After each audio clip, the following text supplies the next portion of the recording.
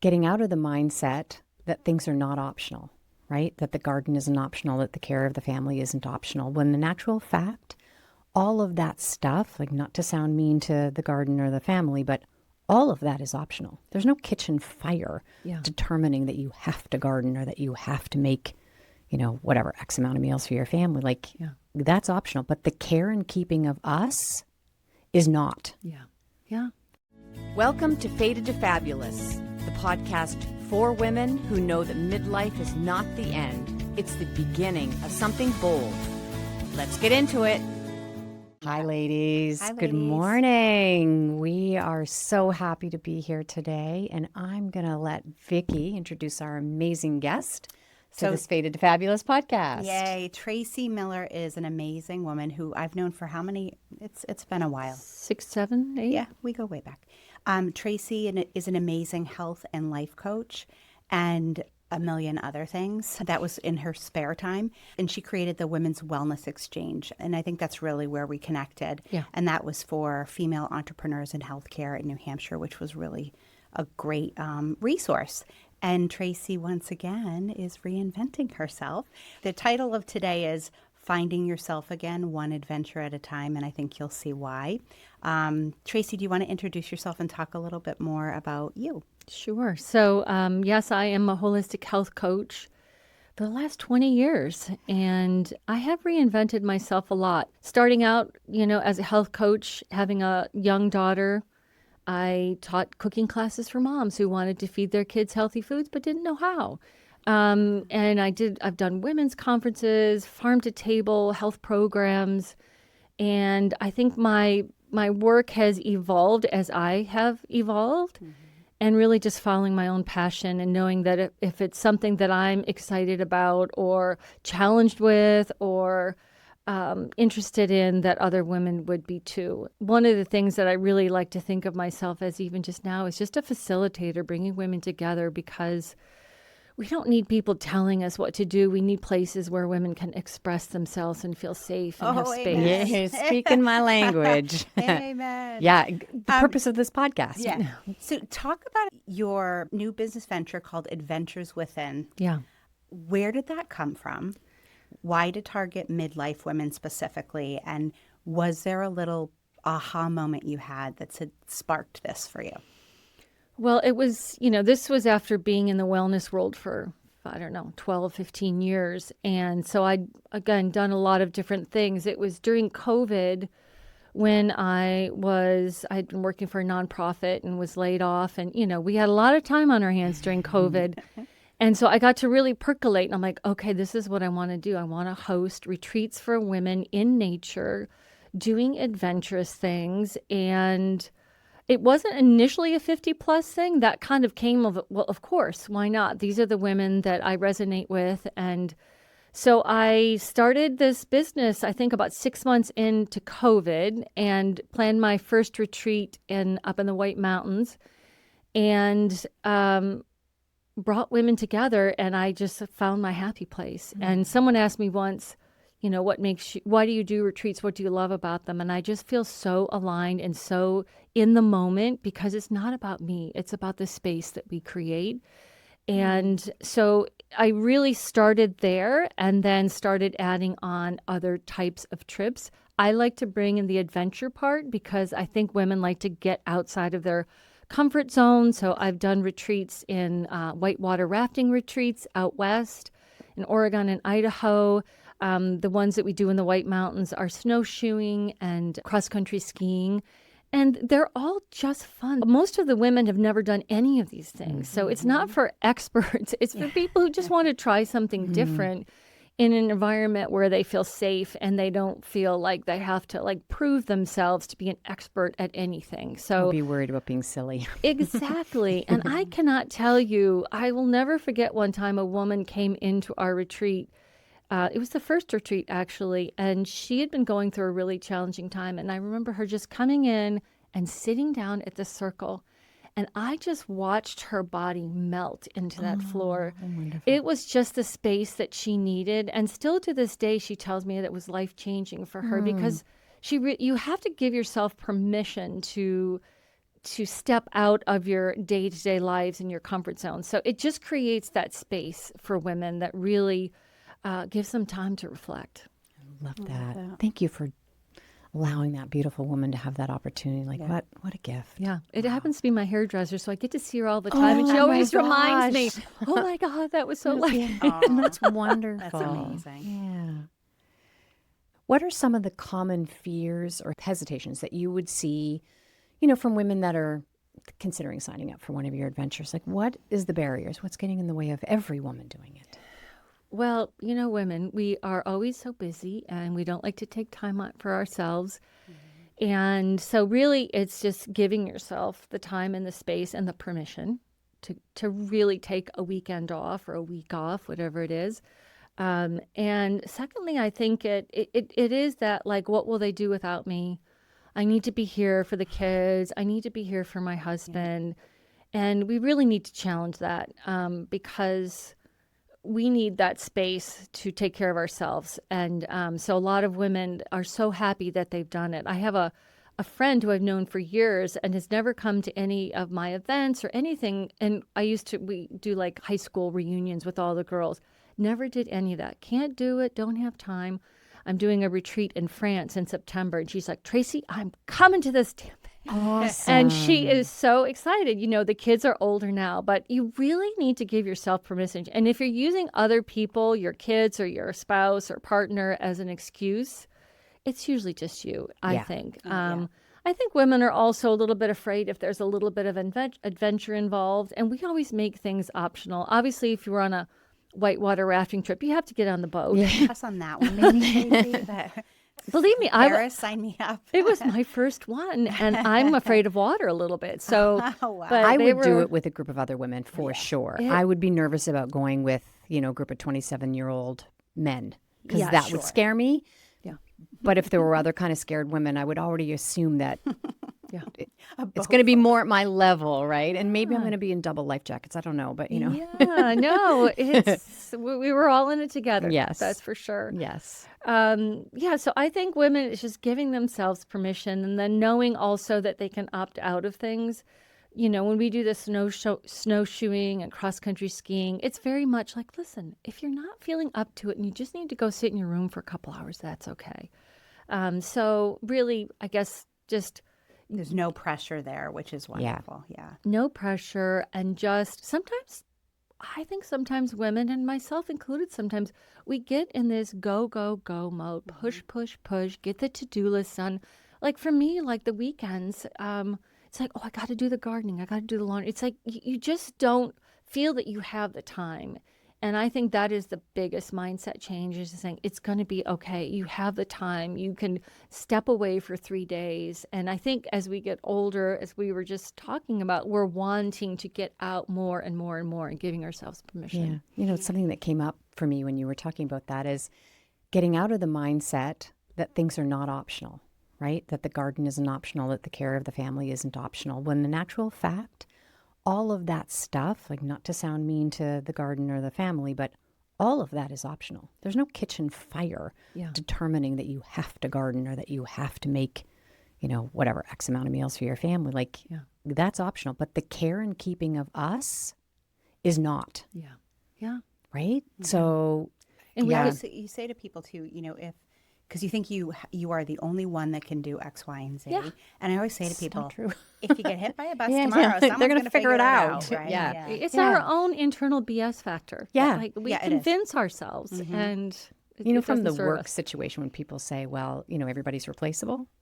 Like, the tasks that we're doing, we are replaceable in many of those tasks, right? Maybe we have to lower our standards a little bit about what is an expectation, right? So if you let go of the garden to, I don't know, a person that you pay, maybe, they may not do it exactly the way you do, but that's okay. Yeah. What are some of the things? So you spend a lot of time with women in midlife. What are some of the things that you're seeing come up for them in this season that are challenges? In particularly regards to like identity and shifts. So big one for me, hitting 60. Welcome. Yeah.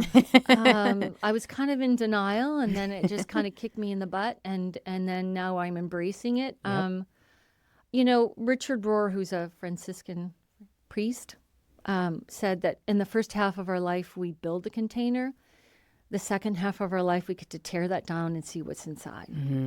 And I think women need to embrace that. And again, we're really good at the building. We're really good at the proving. We're good at raising kids. And those are all awesome things. We need to build a container. We need to have structure and systems. We need to prove ourselves a little bit in our work environment, all those things.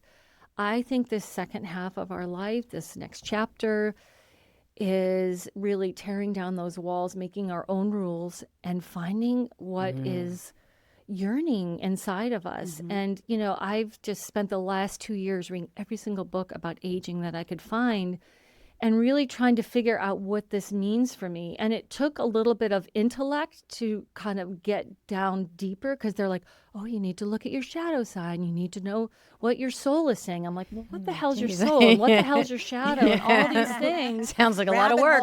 Rabbit holes. And then I started really diving deep, seeing what other people were saying, reading about what the, experts or whatever, all these, spiritual, soulful priests and prophets and all these things have been saying, and really just like unraveling and really finding myself. And it requires a lot of letting go. Yes. It requires a lot of melancholy, because the last several years, my 50s, I lost a lot of people. I had a lot of grief.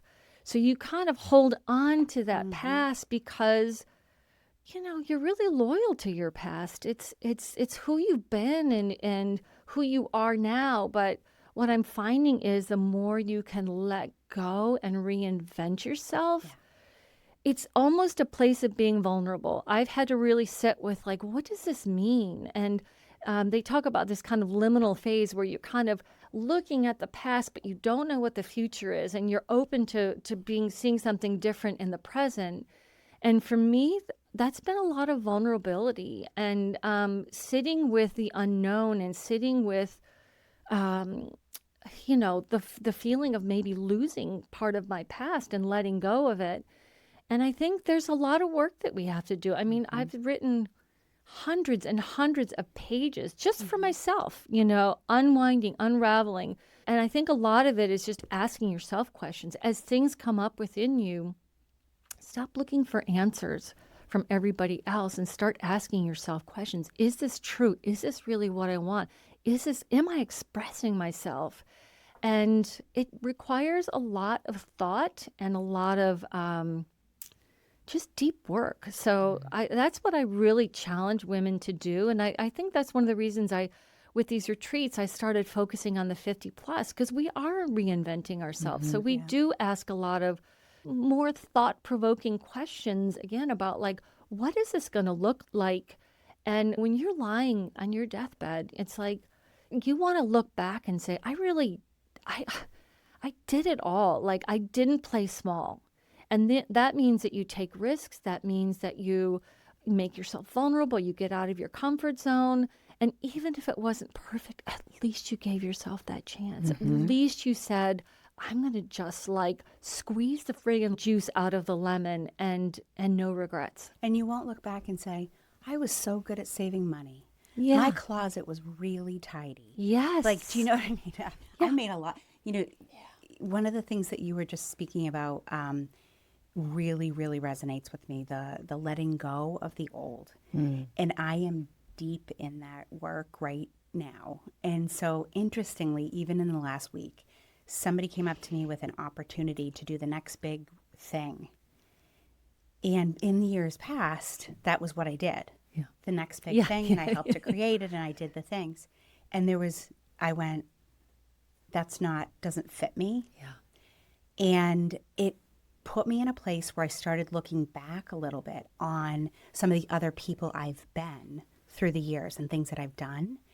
And I think I had to realize what I was experiencing was grief. A little bit of grief about the person who got wicked excited to go into schools and talk to kids. Yeah. I'm not her anymore at all. Do you know what I mean? I know exactly. And it really hit me exactly what you said.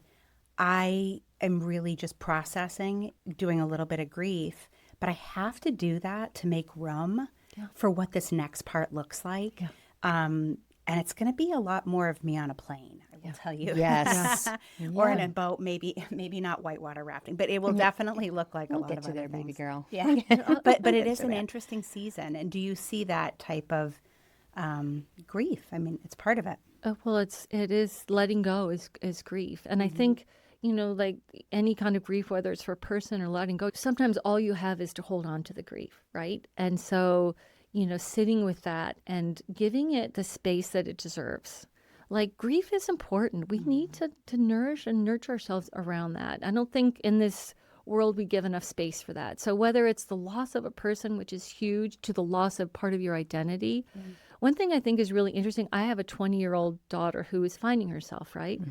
And this individuation, as they call it, and they say that's supposed to happen at in the second half of life too. We're supposed to rediscover a whole nother person. So it's almost like we're teenagers finding ourselves again. So I kind of compare myself to my daughter, like at the first apartment, all these things. I'm like, okay, so this is the new me, and who's that going to be? Makes it kind of fun to think about. You mentioned something a minute ago about, sitting in some of the discomfort. And I'm a firm believer in sometimes we have to sit in the discomfort in order to understand the messaging. If we're so quick to get out of the discomfort, because obviously that's, what our brain would intend us to do is to get out. But sometimes those messages, to your point, right? Like when we're offered something that might be a reach or a stretch and, why am I uncomfortable? Why is that coming up for me? If it were something like an adventure, like a whitewater rafting trip, why is that feeling uncomfortable for me? Well, because I'm a little afraid, right? And so exploring that. What am I afraid of? Am I afraid of drowning? Am I afraid of the water? Like, what is it I'm afraid of? And right, and likewise, the sort of the letting things percolate to, is this something that I just clearly don't want to do, right? And I'm uncomfortable because my past self would have said yes. But if I don't listen to my discomfort, then I don't learn anything about me. So there's such a connection between. The discomfort this stage of our is a life. signal of expansion. Yes. It's the only way you can expand is if you go through that discomfort. If not, you stay in your comfort zone and you play small. Right. Tracy, what would you say to somebody who is, so a woman who's like, I'm not ready for an adventure, that it's not going to work for me in this season, but I'm stuck, I'm in a rut. What advice would you give for a woman to kind of get to that place? Yeah. Well, it kind of comes back to what Kim was saying too. It's like, what do you need right now? What do you need right now? And what's making you uncomfortable in your life? And for me, when I'm feeling stuck, I actually, I call what I did end of last summer, a Shake, Shut Up tour. I love that. Talk about that, please. I so had closed fabulous. one of my businesses, which was a really tough decision, but it was the right one. And I went off social media and I said, I need a break. I was burnt out. This was I've got 60 and I'm fine. And then, come crashing down. Okay, I need to learn something here. So I, within about 2 weeks, booked a trip to France and Spain. One part of it was to do some research for a trip in the Alps that I'm hosting. And I booked an Airbnb on the beach in Spain. I rented a car. I hiked in I love those pictures, by the way. They were so good. I cannot so good. tell You did a you. mini Eat, Pray, Love. Yes. I have never felt more grounded. My nervous system was completely relaxed. I had no to-do list, no one around me telling me that I was a shitty driver, my daughter, or my husband, or whatever. And so I think you just need to shake shit up. Yeah. Go on a hike by yourself. Go on a day trip by yourself. Sit on the beach by yourself. Get out of your comfort zone. When we're at home, it's great to meditate and do all these things, but you still see the dust on the table, the dog hair. Get out of your space and make space for yourself. Love it. And honestly, just I have this friend, she always calls it like let the mud settle. And she is like no tech, no nothing. She drove up to one of our retreats for 2.5 hours. No radio, no nothing. She just drove in silence for hours. Like, and I'm like, how did you do that? But give yourself silence. Let the mud settle. We're always reacting to things, whether it's the emotional song on the radio or the news or the bad drive or whatever. Give yourself time to just be, just relax, just turn everything off. And, I was listening, they have these new things, these dark retreats, which scare the hell out of me. Yes. Could not do it.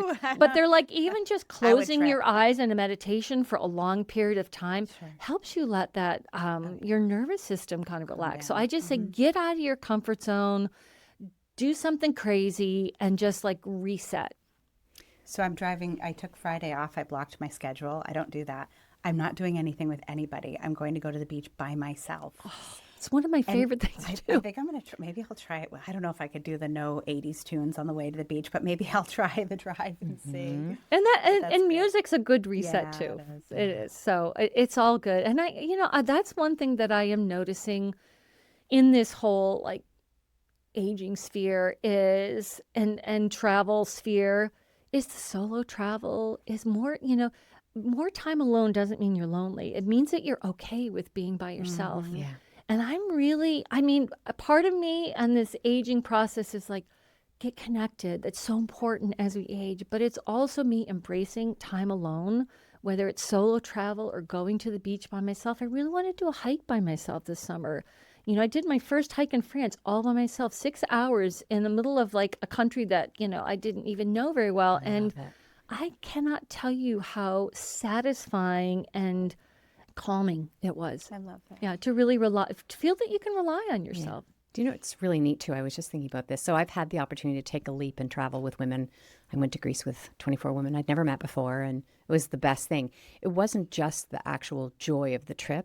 The ripple effect after those experiences is like nothing that I would ever predicted. And you don't even know what your presence at an adventure such as that could create for another traveler. Yeah. Like the impact. It's phenomenal. So it's the gift of being with women, doing exciting things, doing an adventure, and I'm all about like a little challenge. If it's a little scary, it's great, right?